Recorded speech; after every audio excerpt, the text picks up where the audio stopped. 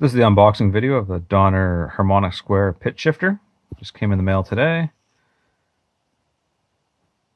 It seems like Donner changed their boxes. They have their own boxes now. Before, I think it was a generic kind of pedal box that they came in.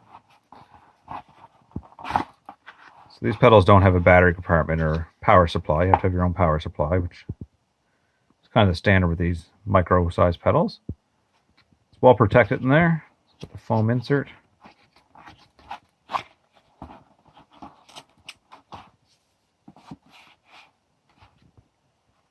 There's the pedal itself. The Donner pedals do have good, I think it's an aluminum alloy casing. I haven't had any issues with any yet. Nice responsive knob there. You can feel when it hits the different stages. It kind of clicks in place in each stage, which is good. And those taper well.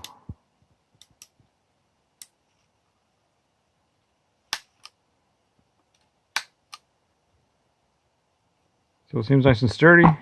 It's well packaged. It's well protected in the package. Basic instructions there on how to work it. So I'll get this plugged in and get the demo posted. All right, bye.